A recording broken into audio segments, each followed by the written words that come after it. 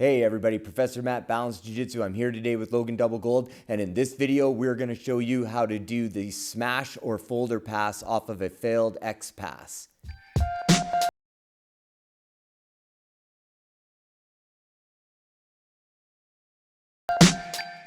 Welcome back to our channel. If you're new here, hit that subscribe button and don't forget to ring that notification bell. That way you don't miss out on any of the techniques or any of the other content that we'll be providing for you on this channel.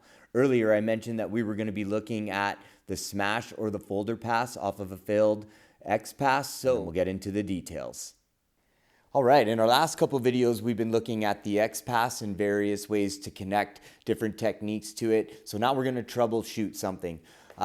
Generally when I'm coming inside, right, looking to control the feet, I'm compressing his heels to his hips, we're walking in between, moving laterally, he goes to frame on that fake knee slide, I'm kicking back, redirecting, and I've completed my X pass in this position right here.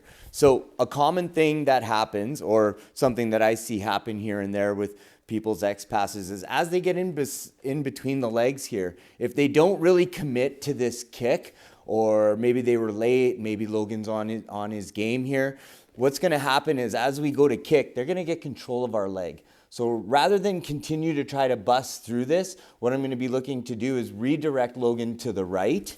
And then as I'm redirecting to the right, I'm going to be looking to sprawl. What I want to do is connect my left hip to his thigh as I shoot my legs back and open up his legs. So here, what's going to happen? I might be able to keep him on his side, but it's likely as I'm moving, if he's really looking to get his guard back, he's going to be turning into me. So I'm either going to be able to finish in a situation where I can take his back, or I might end up in a low hip control or side control, depending on how things go from this spot here. So it's like I was talking about, as I move, he might be moving very quickly and looking to recover his guard here, or in some cases, I'll be able to keep this pressure really nice, and then I can start to move into a back take, whether it be the chair sit, or I get the Kimura control and sit him up and put a hook in. So let's look at this on the other side. All right, once again on this side, control the feet, looking to compress his heels to his hips, moving laterally as I step in between his legs. I fake that knee slide, he goes for the frame, I change my level, I go to kick, but he traps my leg. So again, before I put my leg down, big step laterally to the right. I want to start redirecting him again here.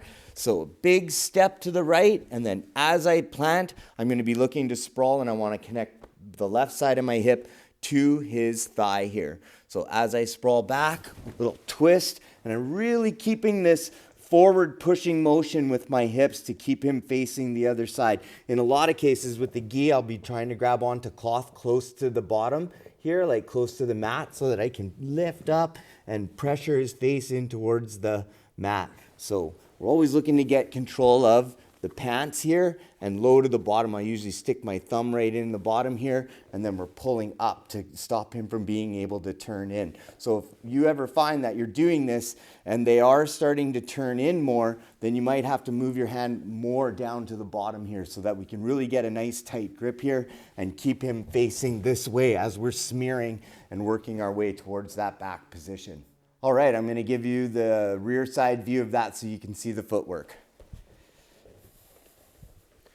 All right, so approaching Logan's guard, I get control of his feet. I start to compress his heels to his hips. I'm starting to move laterally as I step in between his legs. We're going to be moving our hands into position, faking a knee slide. He goes to frame. I switch my level. I go to kick, but he traps my leg.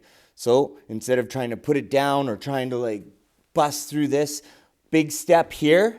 And then as I step there, I want to twist and connect the left side of my hip to his thigh, sprawl, which is going to release my legs.